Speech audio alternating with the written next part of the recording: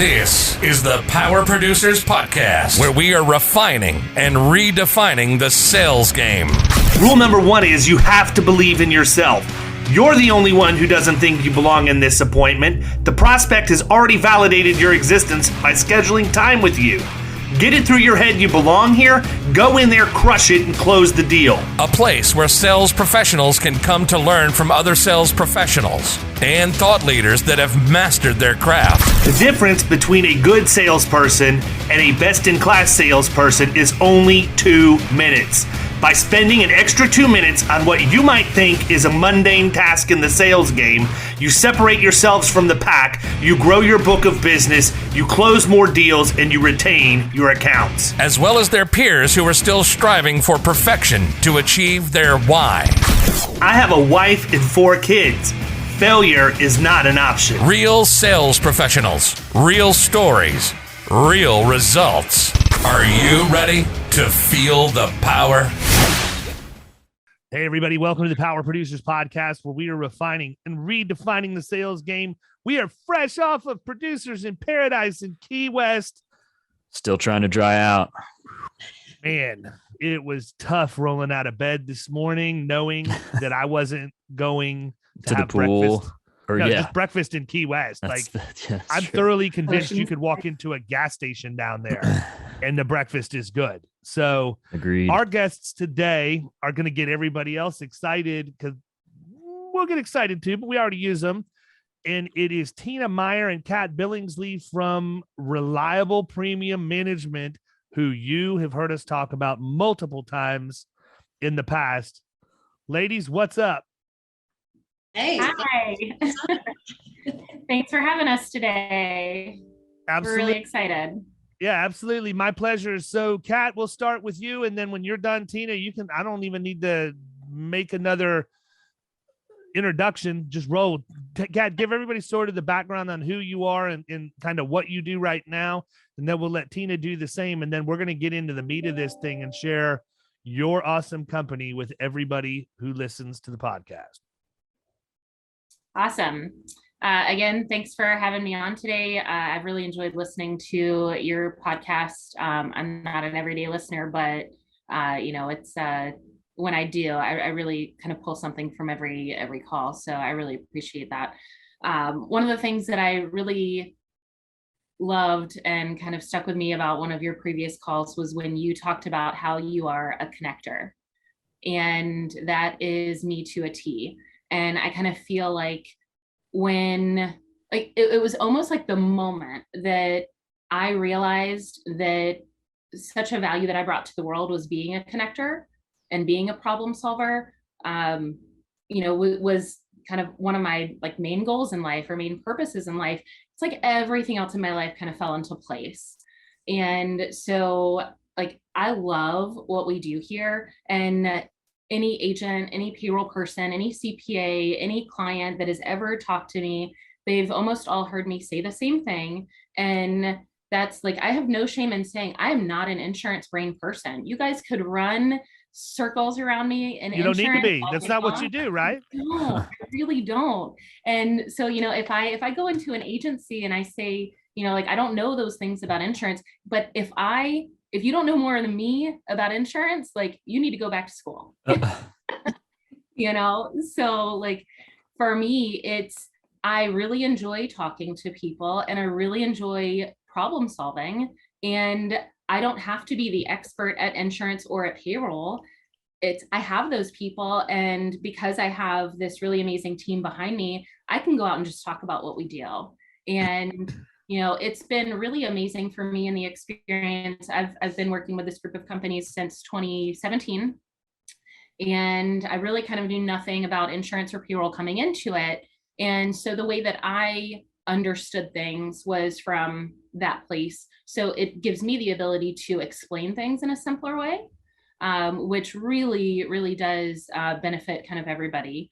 But it's been really nice. Kind of pre-2020, more so I would walk into an agency and they understand that I'm from RPM, and they're like, oh, can we give you a hug? That might be a little different nowadays, but it was just the amount of joy that they express, the amount of gratitude that they express because of how much what we do helps them and helps their clients. Like that helps me sleep at night. So it's really amazing. So have you always been with RPM, or did you do something that had nothing to do with the insurance industry prior? How did you get to where you're at right now? So I actually knew Jim Urseth, the owner of the company. And I can talk a little bit more about him in a little bit, which I think is really important.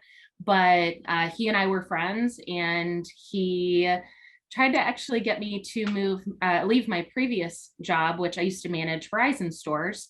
And, it was very, in the store, client facing management, kind of like glorified retail, if you will. But he always tried to get me to leave that job and come work for him. And I said, you do insurance, payroll? What? Nah. and here we are.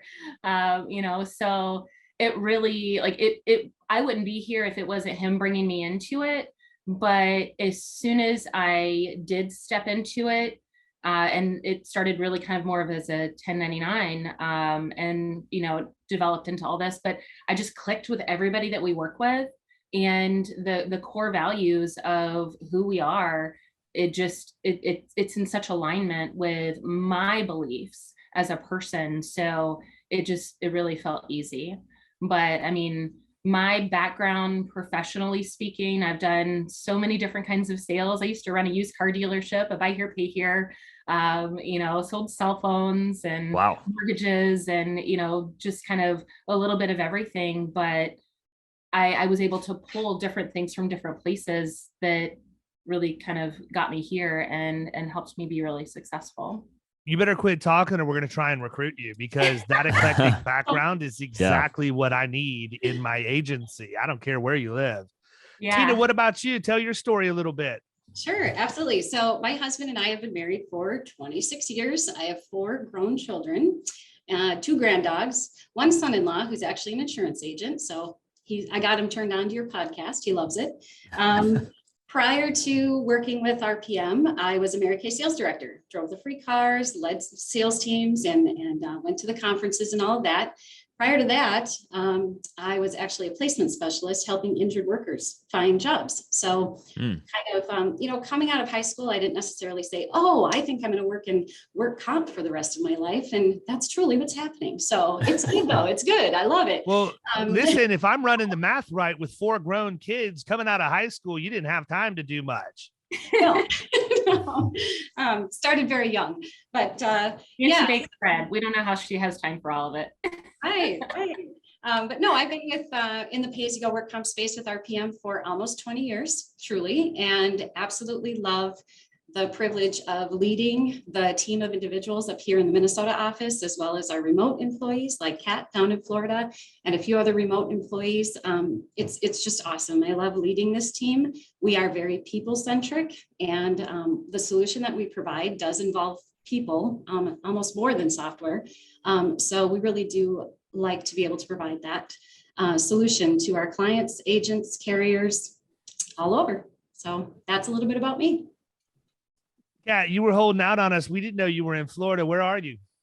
Right today I'm in South Carolina, but I live over near New Smyrna. Okay. Oh, okay. So opposite coast. Yeah, thankfully you've not been eaten by any sharks. I'm sure you haven't ever heard that before when you tell people where you're from. They say it's a drinking town with a shark problem. Yeah, no kidding. It is. I wonder what it is up there, though. If it's just some sort of weird, like, water temperature thing, or like, I don't know. Cooler water. Yeah. Yeah. Mm-hmm. Yeah. Who knows? Well, listen, let's talk a little bit about RPM.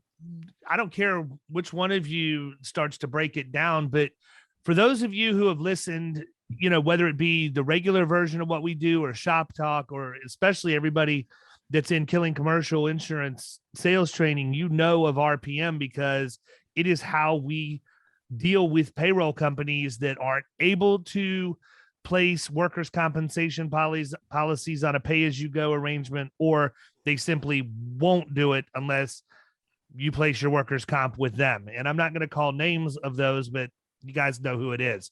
So Kyle actually discovered RPM a couple of years ago when we were working on a deal. So the first thing I want to talk about is give an overview of what you do. And then Kyle, I want you to talk about how they solve that problem for you once Tina and or Kat gets done, so that people can understand like how we're actually using this inside Florida Risk. Go ahead. Is that me? It's you. So RPM, it's really interesting when I first start talking about, who Reliable Premium Management is. The first thing that I encounter on more situations than not is, are you a premium finance company? And we're not.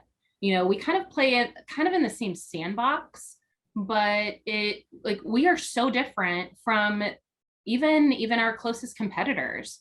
And I would say that the biggest thing that sets us apart, like Tina said, is the people. It's the human involvement that we have, but really what we are it's funny when people ask me, like, what do you do for work? Like, what does your company do? I tell people that if this is not your like wheelhouse, it sounds like gibberish, but we are a third party, so totally independent, workers' compensation, pay-as-you-go, premium facilitation or billing reporting company.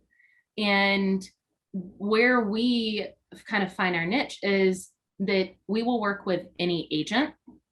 We work with almost 90-ish different carriers and MGAs, and we will work with nearly any payroll provider out there.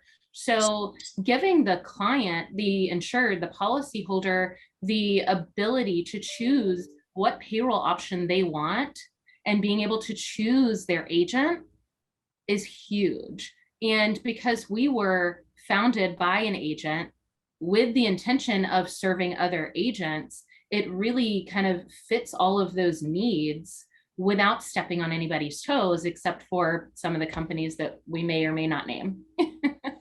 Yeah. So are there any payroll companies that you don't work with right now that are widely used that agents should know about before reaching out to you? Are there any, and I'm assuming any insurance, like every insurance carrier is down as far as I can tell, right? I mean, how hard? I've got no pushback. Yeah. If you don't work with the carrier that somebody works with, let's just say, how hard is it for you to actually make that happen for them? So to go out and get a new carrier relationship? Yeah. So as long as the carrier has some type of a payroll reporting option, whether it's, if they only have installment or pay up front, then we can't necessarily facilitate. We have to have some type of a payroll reporting billing option available.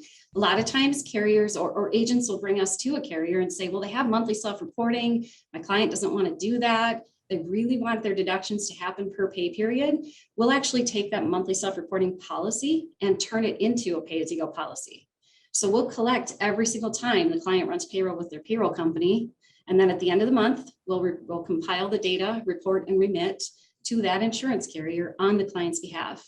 It works great. And then we also have carriers that approach us saying, hey, we'd like to discuss you being our pay-as-you-go vendor, so we've got that happening as well.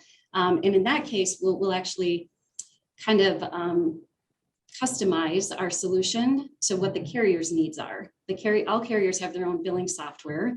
All carriers have their own way of taking in premium. And so we'll customize that solution for the carrier in that case. Isn't it awesome how many differences are in an industry that's supposed to be so standardized? I mean, it's just, it's crazy. Exactly. Right. Yeah. I mean, so there's so many different things we could talk about, and I'm sure we'll get to all of them. But I mean, what stood out to me initially was just like how easy everything was.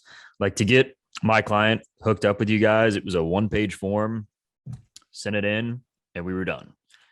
And, so like that's huge, because what you don't want to cause when you're trying to create a more convenient environment for your client is to bog them down with a bunch of clerical stuff that's going to take up a bunch of their time. That's exactly the thing that they're trying to avoid, when we're setting up this arrangement. So for the particular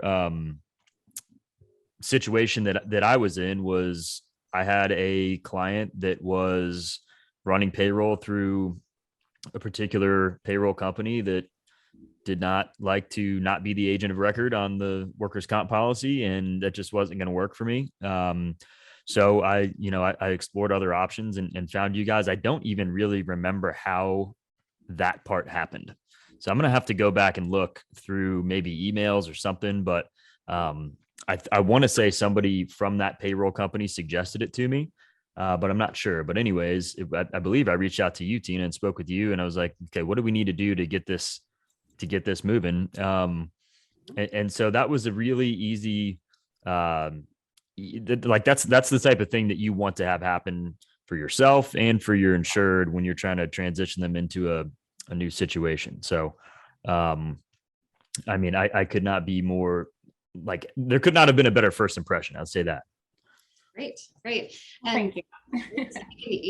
we're making it easier for the agent too, Kyle. So in the near future, we're actually launching a new website here within the next probably 30 days or so, where that form that you talked about can be filled out just directly through our website. You select the carrier. You can pull a PDF copy of the form. Otherwise, you as the agent would simply select the carrier or send a link to your client, and they can fill out the form online, and it's super slick and easy. So, and for every carrier we work with, we do have specific bind instructions that are at the top of each form. So that would still need to be referenced by the agent. We want to make sure that the policy isn't bound on installments, for instance, and then we would facilitate on a pay-as-you-go plan. So we have to make sure that we do bind the policies according to those instructions when we're binding.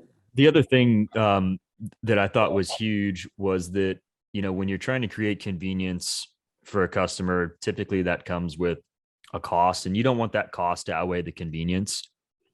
I mean, and you guys can speak to this, I can here in a speak minute, to it, but man, because I was just going to Go say that, like, ADP or some of these other carriers, whatever, I'll say it, I don't care. They charge to do pay as you go internally. Yeah, and I it's think like that's the the same biggest cost thing. or less than But a what lot you guys are doing. A lot of people don't know that. Yeah, well, No, and I mean, if I'm an agent, number one, we need to educate the agents that that's the case, so that they can in turn educate their prospects, and even in some cases their clients, because there are a lot of people out there that listen that probably have clients with a payroll company that is the agent of record on their workers' comp, and they don't know that they could actually improve the program for their client and get them multiple options, as opposed to pigeonholing them into who the payroll company has them with. And that they can do that, save their client money in terms of giving them better options, or giving them options, period, on the workers' comp, and educating their client and their prospect that, hey, look, your payroll company's charging you to do this. They're just not broadcasting it. And oh, by the way, the amount that we charge is basically the exact same amount, that is a bare minimum of what you're paying. Or it less, may even be less in most cases. So I think that's the biggest thing. Number one, agents, listen to me very closely. I don't care what you've heard from payroll companies in the past. If they say, no, we can't let you take over the workers' comp and us still administer it, they're 100% right. That doesn't mean you can't go place the comp somewhere else, or And have a third party. in other cases, you can take over an account on agent of record if you want. Now, I know that some payroll companies are protected from that happening, but even if you for the ones who aren't, even if you leave it with the carrier, you can still do the weekly, bi-weekly, monthly, however it needs to be collected for your client. So I also think it's an important nuance for them to understand that just because you're collecting weekly doesn't mean that you're remitting weekly, right? Because I know that there are, some of our payroll or our workers' comp carriers will actually let a client do, God, I mean, I don't know why they would ever want to spend any of their time doing this, but they can do like payroll self-reporting weekly. What a nightmare that is, right? Now, all of a sudden you have, like, here you go, people. If you're not sitting down and educating your client on how much they should be willing to work for an hour, the same thing that we preach to you, I can tell you, define your hourly rate. Do the same thing when you're talking to a client and a prospect. If your hourly rate's $500 an hour, anything that doesn't pay you $500 an hour, outside of spending time with your family and giving back or whatever, shouldn't be on your calendar. It shouldn't be taking time out of your day. So if you've got clients who are saying, oh no, we like to we like to enter that internally. Really? Is that really the best use of your time? You're paying somebody $25 an hour to do something that you could outsource for less every week. It's just, the whole thing makes no sense. So, I think that that's really, really important, because agents, by and large, complain about the constituency. They complain about the prospects out there and the fact that, they don't understand how we do business, but yet they do nothing to educate them, right? They're not teaching them this is how we do things. Honestly, in my opinion, this is like a non-negotiable in our agency at this point. If you want to be on pay as you go, unless the carrier offers that, seamlessly with the actual pay as you go piece, not the self-reporting, unless they offer that seamlessly, this is 100% of our accounts should be running through RPM. There's no reason for me to do it. Every single person on my staff makes more money than what I would pay out. I don't need to pay them more to do something that, and the real hypocrisy is the agencies that have heavily leveraged virtual assistants, right? They're using virtual assistants because they want to get their costs down, but then, I don't know. It's crazy. Anyhow. Well, I mean, even when you're talking about a carrier that does offer, kind of a seamless pay-as-you-go solution, if it's still left up to either the payroll company or the client to understand, it's still work that they're doing, and determine what qualifies and what doesn't. And Tina can speak, a little bit more to like the technical aspects of that part, but you have to stay so on top of it. Is that really worth your time? And then you start talking about like the pre and post audit assistance that we can get into later, but there's just so much about like the way that we do and how well we do it.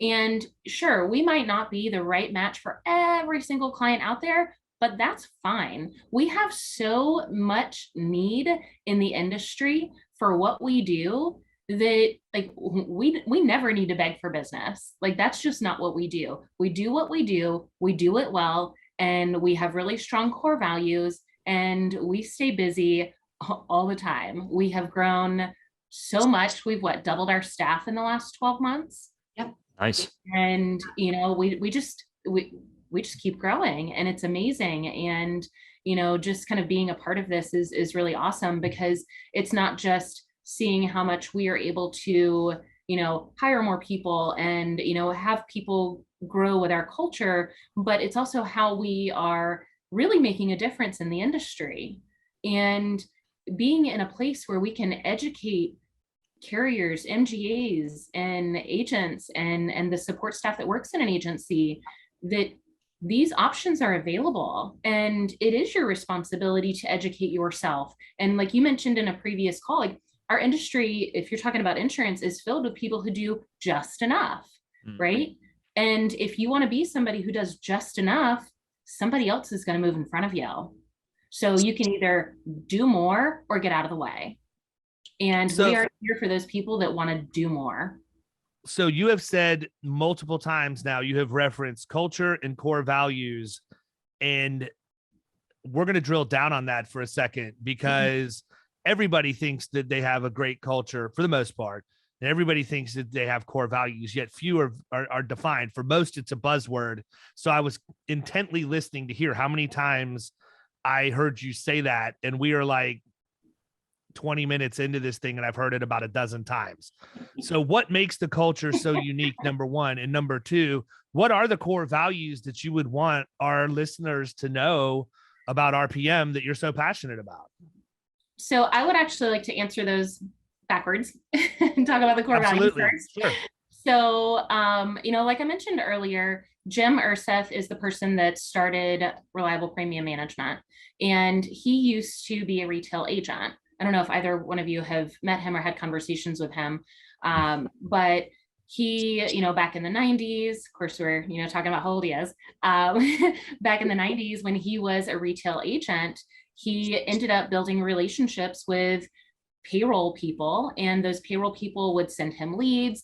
And over a course of about 3 years, he built a book of about 19 million in comp. And he was not only just getting these leads from payroll, but he was being selective about the policies that he was writing. And in addition to being selective, he was doing things for his clients that he knew set him apart from the next agent, right? Not doing just enough. And one of those things was sitting down and calculating premiums. Another thing was, providing assistance with drug-free workplace and safe workplace, and, getting those credits, and, I could go on about those things, but, at the end of that 3-year period, and it was really just kind of like him and one other person that were, doing this business, he was burnt out. And, as you can imagine, 19 million in 3 years, it's huge. So he wanted to get out of the retail facing side of it, but still wanted to be involved in it. And he'll tell you this, but he realized that he's a really great business person, but he said, I wouldn't want me as an agent. But, I know that the things that I was doing set me apart. So why don't I just create a business that can help other agents, help clients in the same way that I was? And here's RPM, so I think it's really important to note that, because everything that we do is kind of from the heart of what an agent experiences. It's also with the intent of never stepping on an agent's toes, always with that heart of serving the agent and helping the agent serve the client. So it's really about, if you play with us, like, everybody wins. Maybe not some of the big boxes, but, sometimes they, win too when they send, those policies to a local agent. But it's really just about that, helping people and knowing that when you help people, the money will come. And I agree completely. Good at it. If you help other people and you follow your passion, the money will always take care of itself. You just said something, though, and don't even realize what you said, that I want to go back and highlight on. You just said in some of the big boxes, well, maybe not them, but they could. Guess what, people? Every single day, I hear people complaining about how the big box places come in and take your business. And I just heard her say, without even thinking about it, that you have a competitive advantage because they're not using them. So this is one of those things that, one of these tools we can bring you. And let me go on record right now. RPM's not paying me a dime to be on my podcast. We do not take paid sponsorships from people to come on and talk about their product.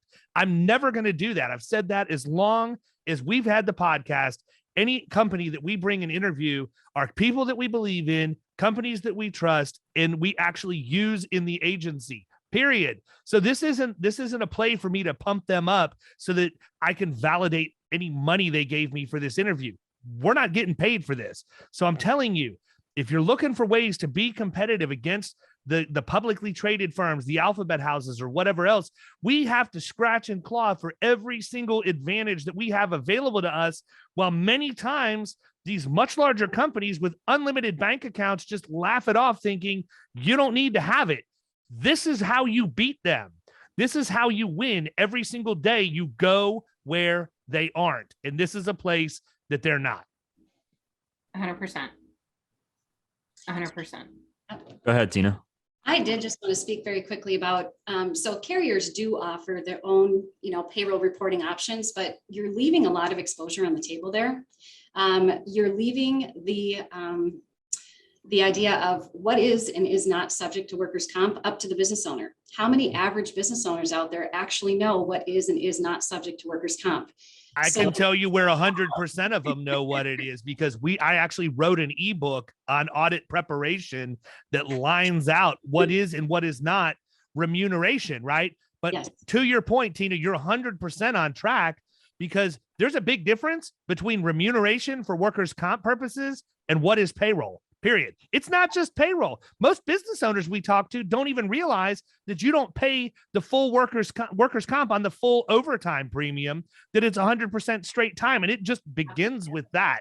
So again, people, you're hearing exactly why we provide an audit prep guide to our clients, why we attend every single audit with our clients, because they don't know this stuff until we teach it to them. Carry on. That's exactly right. And a lot of times too, when we talk to carriers that do have their own self-reporting option, we're like, okay, so now let me speak with the department within your company that babysits the policyholders when they're not reporting on time, when they're not. So I think one of the main pain points that a lot of agents experience is their policies go into cancellation because their clients aren't reporting on time. They have a really messy audit because, listen, they didn't think vacation and sick time was subject to workers' comp, so they didn't report it. Or bonuses, they did big year-end bonuses. They didn't report it. And now they have a messy audit and a big balance due. So there are many situations. Hey, here's another one. They lied, right?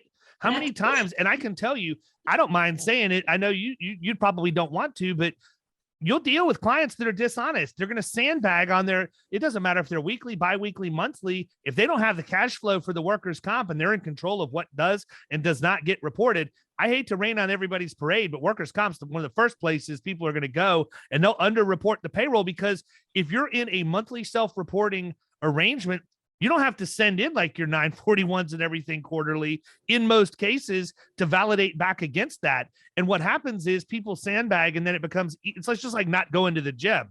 Next thing you know, you're 10 pounds heavier, 20 pounds heavier, whatever else. You start building, and I've seen this happen in real time. The hole keeps getting bigger and bigger and bigger. And at the end of the year, it's not even a matter of what they would have owed in audit because of what you're talking about. They've created this massive audit liability for themselves. Now they're not going to be able to pay for it. They're going to put their current policy in jeopardy because they're going to end up getting canceled for non-payment of the audit. And then they're going to be out of business because they can't get any jobs because they don't have any workers' comp. So, I don't want to sound like doomsday and given worst case scenario, but if you don't think that's happening in your book of business and you have people on payroll self-reporting, y'all are kidding yourselves. It happens every single day. And that's exactly why a lot of people want to do it and have control of it in-house, is because they want to control what isn't getting reported. And I have got emails from clients that said, look, we're a little light on cash. I'm going to underreport this week, but we'll make sure we make it up next week. Why they would ever put that in writing, I don't know, but I've seen it. And I hold on to it, because when we get to the end of the year and there's an audit, if they've not gone back and fixed that to make sure it's the way it should be, they're going to have an audit. And guess what?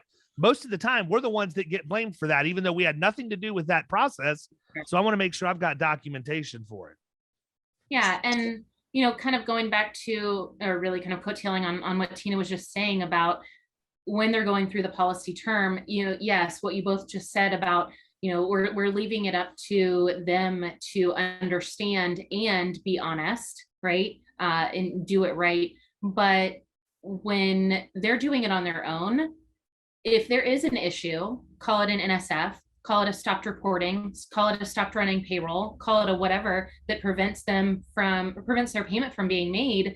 If the responsibility is on them with the monthly self-reporting, you as the agent don't know that there's an issue in most situations until you get a notice of cancellation from the carrier, right? Yep.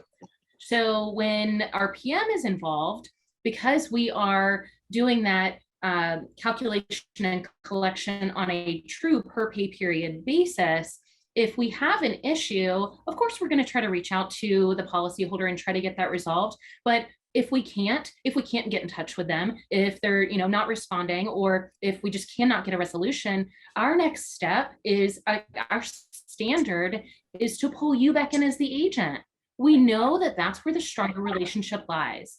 And so we give you as the agent the opportunity to get the ball rolling, to get the agent back in, to preserve the policy, to preserve your commissions, to preserve whatever dividends are on the table. But in addition to all of that, when you have lower rates of cancellation, you have better relationships with your carriers, and you can write more business. 100%. And you don't get that when it's up to the business owner. So it's not just that, it keeps them honest and all of that. Of course, that's important, but there's so many underlying advantages to the agent that they're not even thinking about that we serve anyway. Mm-hmm.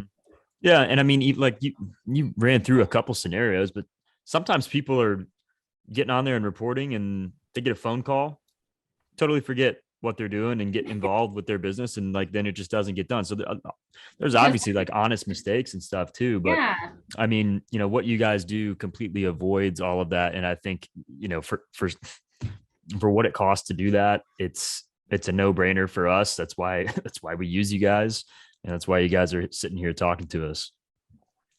I was also going For sure. to speak very quickly about one of our kind of niche areas, and that is the fact that we assist a lot of multi-entity policies with facilitating. So they have a single policy, they have multiple entities on the policy, and they want to have the deductions come out of separate bank accounts. They want all of each individual location on the policy or each individual entity on the policy to pay their own bills, right?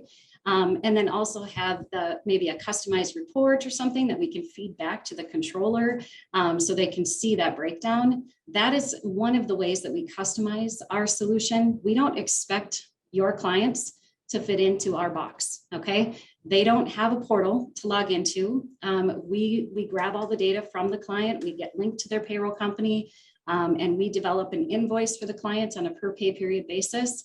So a lot of times, we've got clients saying, well, what's your portal? Can I log in? If we did that, we would leave that decision up to the policyholder. Again, Be the same situation that they're in currently. Yeah, exactly. So we monitor the payrolls. We are that extra arm of service for you as the agent to be able to provide that customized solution, that pay-as-you-go solution for your clients.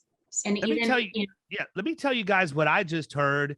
And if you're listening to this and didn't pick up on it, man, I'm not doing my job at all. Here's the deal, people.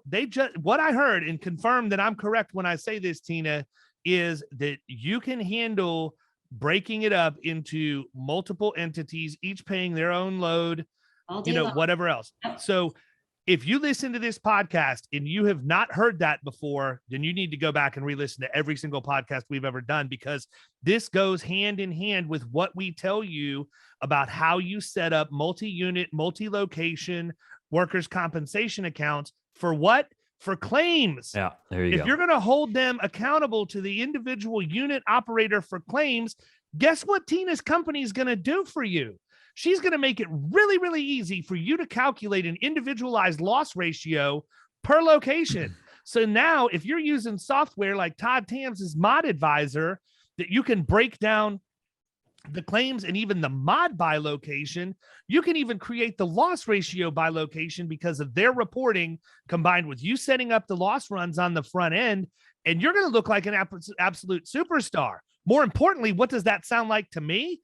That sounds like the alphabet houses and their reporting that they use when they go in to try and steal your account. So again, if you're one of these people that just wants to bitch and moan and whine about all the things you don't get because you're not in an alphabet house and they just come in and they have all these fancy toys and everything to steal your accounts, it ain't nothing fancy. It's that you're not being resourceful. You're not taking these opportunities seriously to at least get on the same playing field or put yourself ahead of them by doing stuff like this.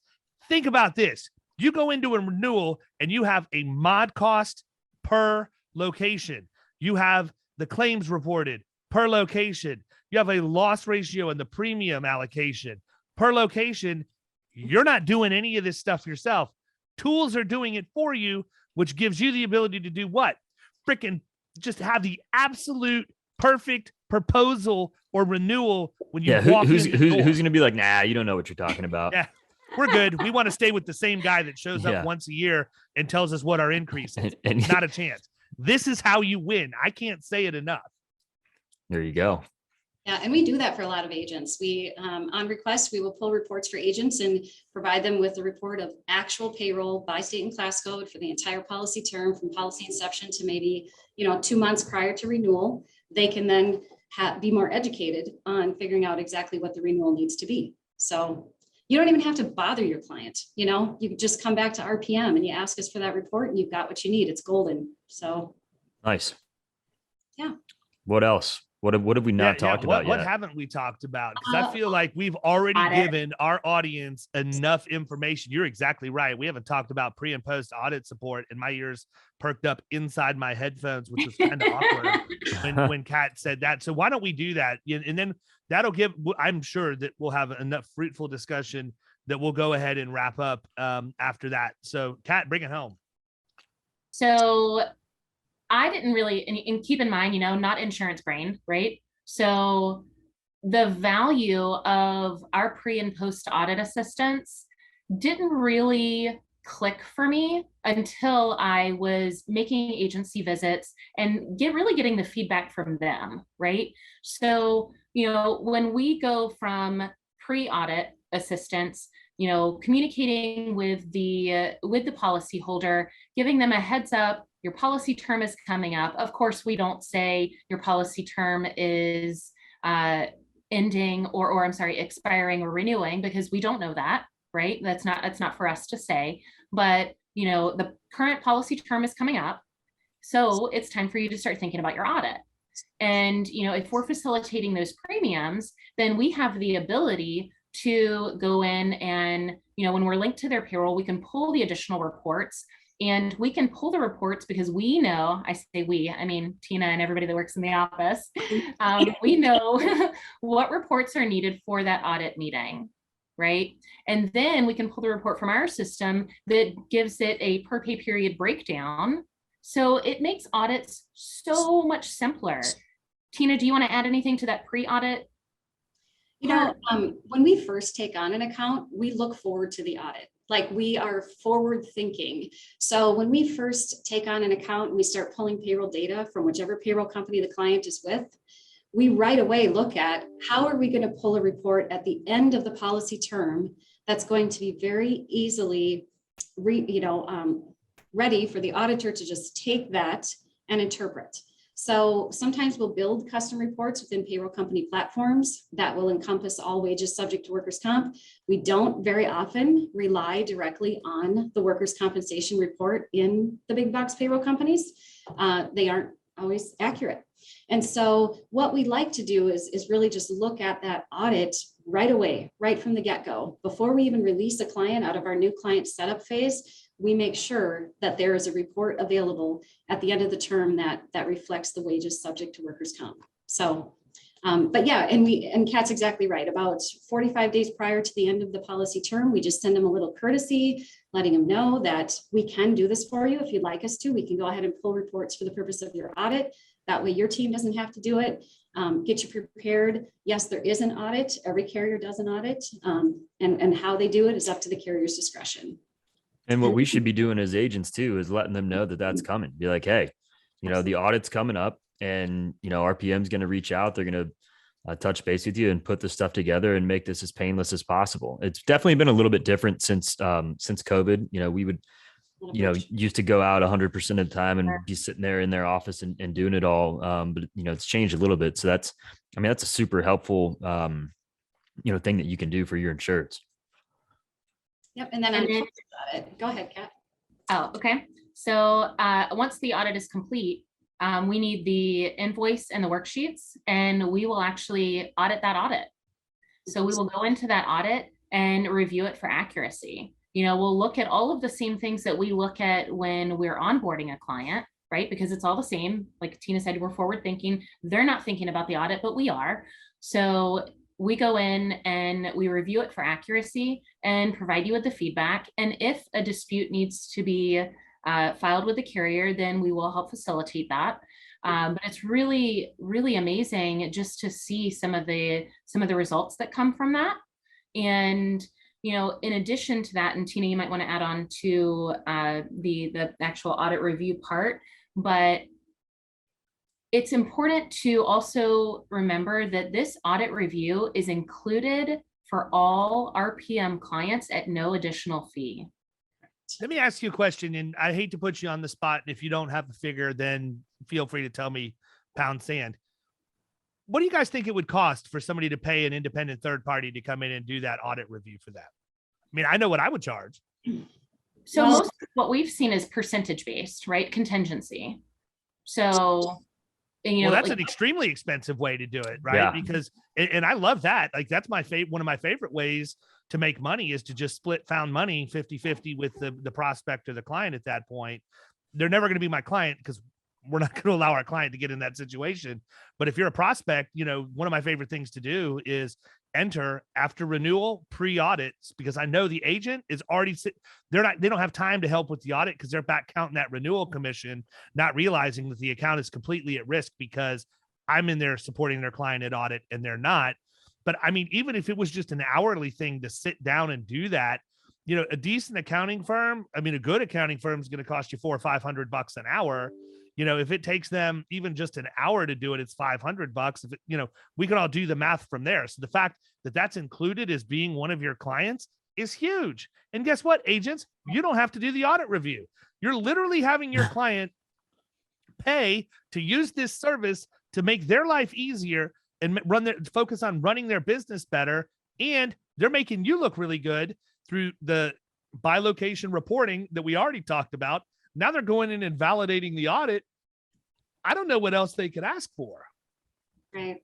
Yeah. Well, that audit review service is also available as a standalone. So if you as an agent are maybe, and this is like one of my favorite examples, maybe you're trying to get your foot in the door with a larger client, a larger policy, or maybe it's an existing client that doesn't really understand the value of pay-as-you-go or outsourcing that pay-as-you-go facilitation. That audit review is available as a standalone for a small hourly rate, and it only takes usually about 1 to 2 hours for our audit team to go in and do that same thing. So it's a really easy way for you to get your foot in the door, whether that's existing or prospect, but just kind of changing the game there. In addition to disputing the audit too, we provide an audit explanation. So every time that we engage our audit review services, whether they have a balance due or they're getting a credit back, believe it or not, there are clients that get credits back and actually argue or want to know why.